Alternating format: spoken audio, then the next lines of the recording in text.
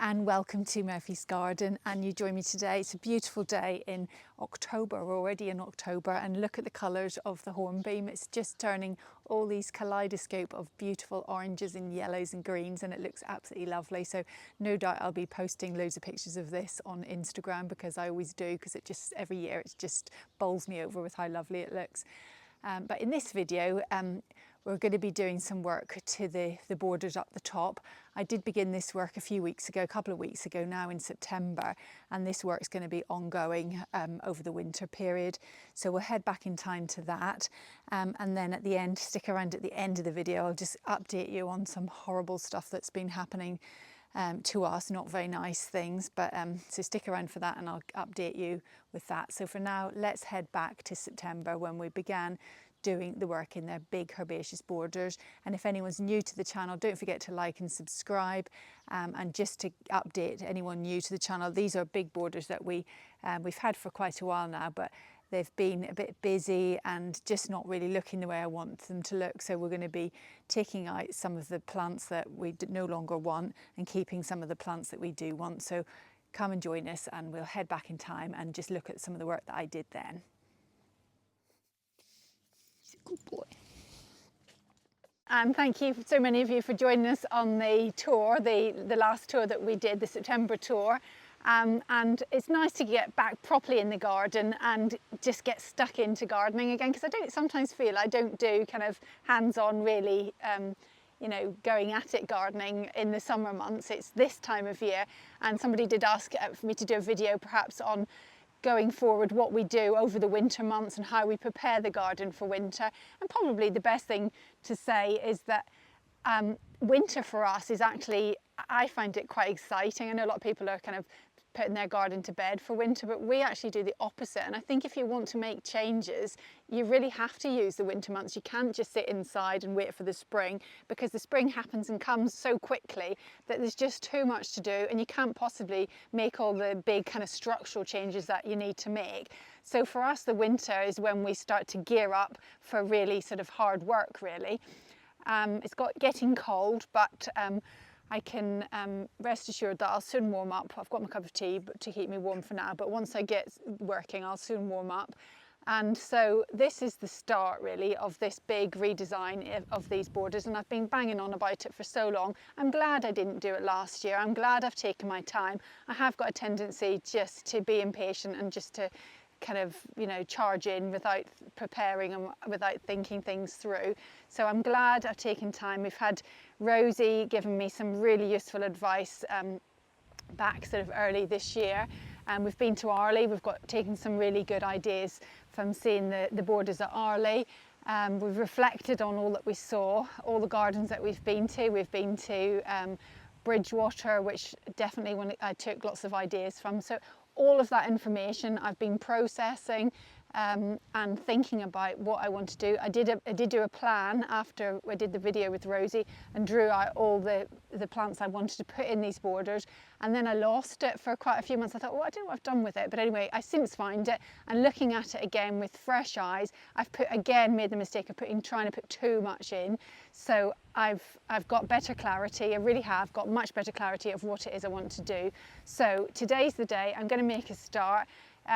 Yeah, my husband said, just stop going on about it and just get on. Stop talking about it and just do it. Just start. Because it's quite easy to keep deliberating, and I'm getting a bit nervous about doing it, but I'm going to start. So I'm just having my cup of tea, and I've just been walking up and down the borders, just looking at things, looking what I want to do. My plan is all the box hedging is definitely coming out. As you saw in the last video, it's full of blight. It's just horrible. I don't want it. So that's definitely decided. I'm going to remove the plants I want to keep. Like here, I've got the liastris, which I said in the last video I want to keep. So what I'll be doing, I've got lots of quite large empty pots. So I'll be potting up all the plants that I want to keep. I'm going to put them in pots. I'm going to put them in the old vegetable patch, which is now empty, because we used that really successfully for Olivia's garden, for the Tatton garden that we did this summer, and that's now empty. So I thought that worked really well, just having all the plants in pots. I can split things, make the plants a little bit bigger, so that when we come to redesign them in the spring, it'll be really fun being able to place them in their positions. So that's the plan. Anything that I don't want to keep, I'll be getting rid of. There are some plants that might be useful in other parts of the borders, because we did have a lot of plants, a lot of gaps in the borders down by the house. And I've got things like the lovely Aquilegia, the little granny bonnets, the petticoat pink ones, which I don't want, not the right look for what I'm going for in this border, but will be really useful in the lower part of it, because I do love them, so I do want to keep them. And then we've got the job of trying to go through all the soil and getting rid of all the Camassia bulbs, which is in itself going to be, I don't really know how we're going to do that, but Alistair seems to think it's all easy and fine. So he has promised to help me. He's at work today. It's Friday today, so we've got Friday, Saturday, Sunday. He's got more hedging jobs he wants to do, but I'm going to really try and focus on making a good start with this. So hope you'll join me and come along for all the hard work. So let's go.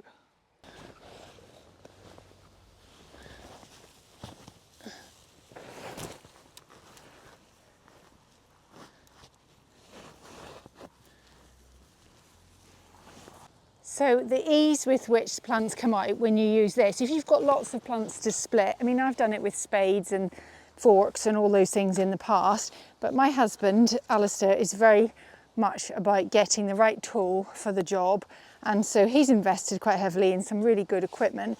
And this is, I think he calls it a root slayer. I'll leave a link in the description. If you do want to buy one, we'll put a link in the description. But this is invaluable. It's so easy to get anything out. It just goes through the soil like a knife through butter. It's brilliant. So the Alistair has come out really easily. I've got masses of pots. I've just brought all the pots around. So I'm just putting things in the wheelbarrow, and then just move the camera around. So I'm just putting things in the wheelbarrow. The Alistair is quite big actually, so we can get a few clumps out of that. And I've got masses and masses of these big pots, so we'll pot them up, and I need to go through the roots as I do so, just to make sure I'm not importing any Camassia bulbs. So I'll just do that, and I'm already really hot. So that's a lovely clump of Liastris. So I need to go and get some compost from the compost bin, and then I'll top all these up with soil, but that's going to be great come the spring. I need to remember to label everything, of course, which is the thing I'm not very good at.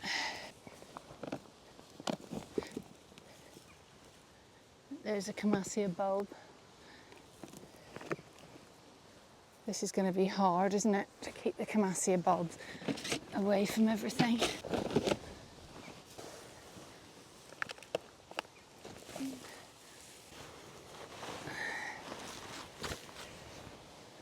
So I'm getting on quite well, and here are the heleniums. To be honest, I'm not sure exactly which heleniums are which. I've got these small ones. There's one called Sahin's Early Flowering, and there's Moorhen Beauty. There's, I think, about 3 different types of heleniums. So I'll have to have a look in my book to work out which is which. So all I'm doing is just going through them and just clearing out any other weeds and any other plants that are attached I don't want.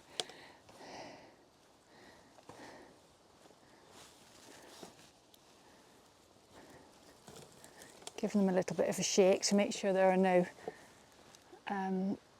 Camassias in them.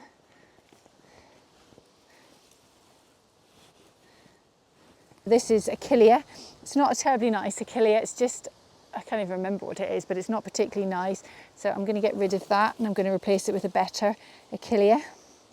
So I'm just teasing out the roots. Got a good root system. I'm coming across alliums that may be purple sensation, but because I don't know what they are, I'm going to have to just start again, I think, with bulbs. I just can't be sure what's what. So I'm going to have to just bite the bullet and decide what I want to plant and buy more if I decide I want purple sensation again.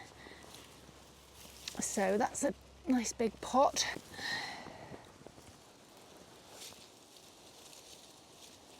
I might split this into 2 pots to get 2 plants.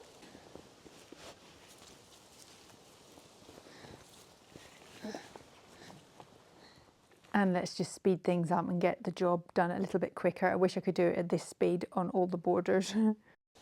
So another plant I've just dug up is this. This is diorama, which we saw, remember we saw at Tatton, and I think probably at Chelsea as well. It's a lovely, lovely plant. It's also called Angel's fishing rod because it has this long, it's like a grass-like leaf, strappy leaf, and then it has these beautiful flowers that kind of drape down like an angel's fishing rod. But to be honest, it's never really done very well in these borders. They do quite like, I think they quite like dry soils, I believe, but perhaps I need to check that. Because, as I say, they've never done much. They've got these kind of corms, look a bit like crocosmia actually, but it's not crocosmia. So whether I pot this up and then try it in a different position somewhere else to see whether it does better in a different position. So it's always worth doing that, isn't it? If you've got something that just isn't really performing, just to try it, just try it somewhere else.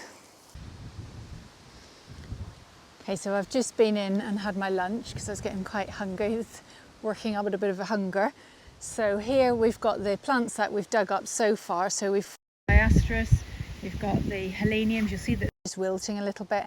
But what I'm going to do now, I've got my labels, I've got my Sharpie pen, so I'm going to label everything and then I'll cut things back and then I'll put them into storage. More Liasteris, there's a salvia, another helenium, Liasteris, that's the diorama, more Liasteris, this is the eupatorium, more diorama, lots of the eupatorium purpureum, which is the beautiful one that Gordon really recommended, and I love it. I think it's a beautiful one. So there's masses of it. I've got another helenium I'm just about to put in the in a pot, and that's the veronicastrum. That's the veronicastrum, which I actually only moved into that border last year, but I need to I want to keep it, so I'll put it in there. So I'm just writing the name on the label and then I'm just cutting things back. But before I do, these eupatoriums look so lovely and would dry really well, so nothing's wasted. So I'll hang that up in the shed to dry. And then I'm cutting all of the plants down quite low. I will leave a few leaves on, but if I were just to leave them like this, they'll get rocked about in the wind and get damaged. So if they were in the border, then I would normally leave them and cut them down in the spring. But because I've lifted them, and what we want is for the roots to really put on a bit of growth before it gets cold. So by cutting them down, it really lets them focus on the root development rather than on the flowers and the upper part of the plant. So just go around all the different plants. These are the heleniums, and I've done the eupatorium as well. So once that's done, we'll start moving the plants around to the old vegetable patch. And now here are the dioramas, these grassy-like plants in the pots. Here they are. And all I'll do with these is just cut back the flowers. But I have just looked into what dioramas like, just to remind myself. And they like fertile, well-draining soil in a sunny spot, which is what these borders are. So why they haven't been performing, I've looked into it a little bit further, and what they really resent is being moved, which is what I'm doing at the moment. So they won't like that, but they don't like being moved, and I have moved them. I know I've moved them and I've split them. So you shouldn't do that. You should let them establish into a big clump, which is the mistake I've made. So I'm going to try them again, perhaps in this border, and give them a chance, let them bulk up a bit and see how they perform. They should be performing better, and they do look lovely. I initially saw them at Bodnant Gardens a few years ago in Wales, and they looked absolutely stunning, and they perform for a long period of time. So if I can get them to flower, I think they'd be a good addition to this border. So as you can see, we've created lots of lovely plants. So we'll just start now moving them. So we'll load up the trolley and move them to the old vegetable patch where they can spend the winter there, ready for replanting in spring. And this area to the side of our property used to be our vegetable patch when we first moved in, but it didn't get enough sun. It was quite exposed, and vegetables didn't do terribly well here. So we moved the vegetable patch to where it is now. And what we use this area for is a bit like a little nursery. It's where we bring on all our plants that we're using in other parts of the garden as we plan and design new areas. We've got this place where we can bring on plants, split them, grow on things. So it's really, really useful, and it was very useful this summer when we were growing all the plants for Olivia's Tatton garden.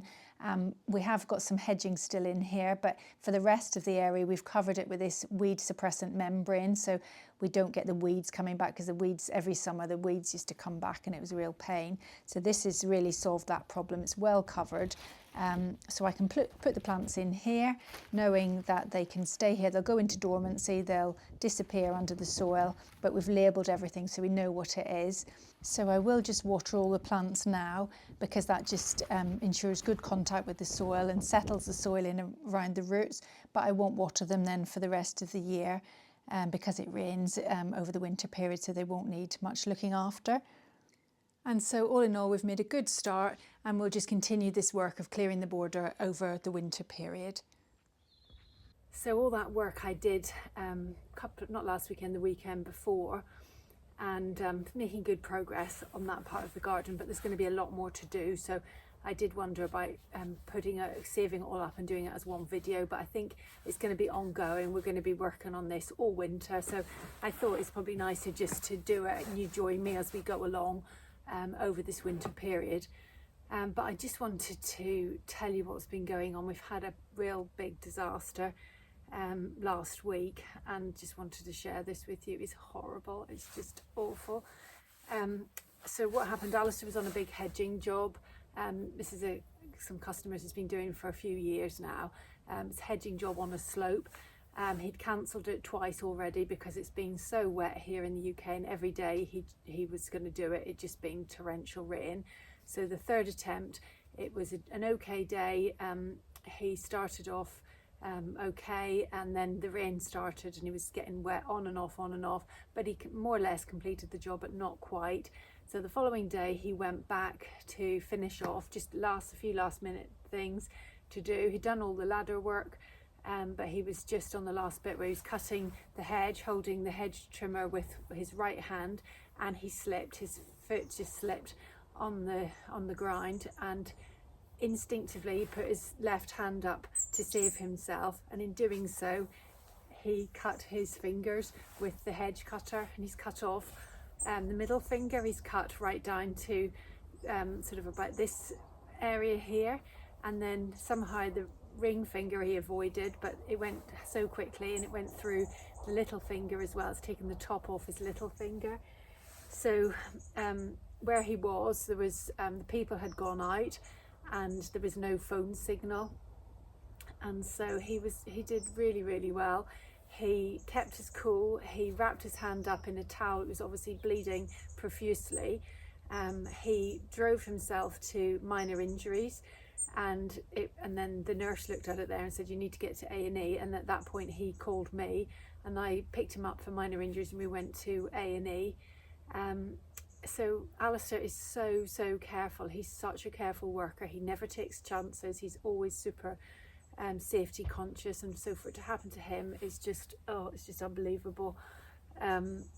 So I don't know, it's just, if it can happen to him, it can happen to anyone, because he is always really careful.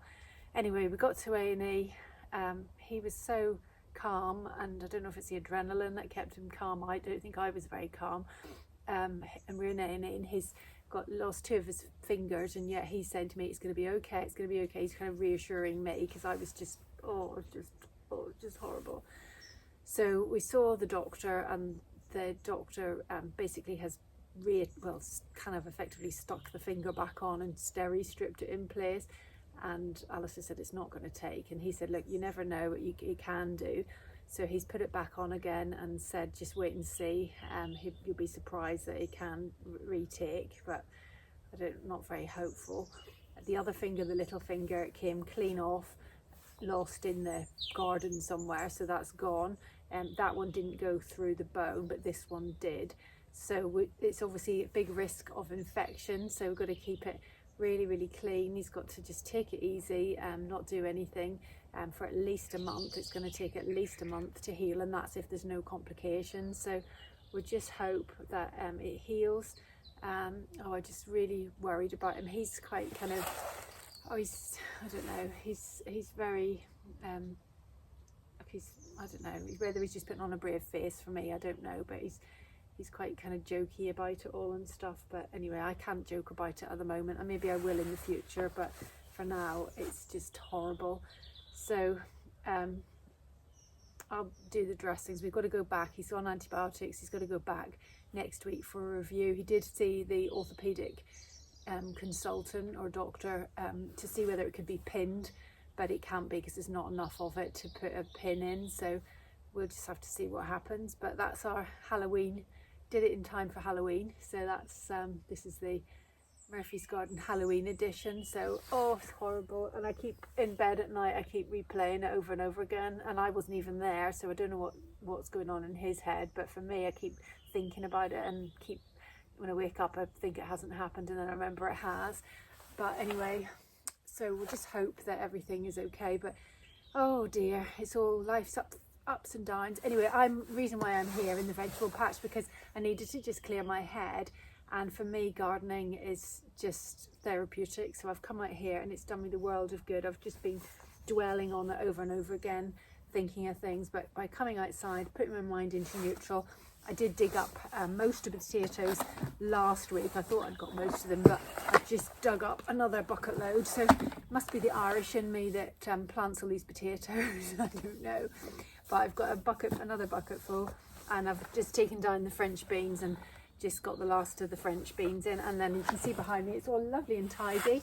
I have had loads of energy. I just wanted to do something physical and to take my mind off it, so I've weeded all the borders you see behind me, and I made a good start on the borders up there as well, the raised borders. So really pleased what I've got done, and that's it really. So yeah, hopefully I'll feel a bit more positive and a bit more optimistic in the next video. So join us again next time and see you then. Thanks so much for watching. Bye for now.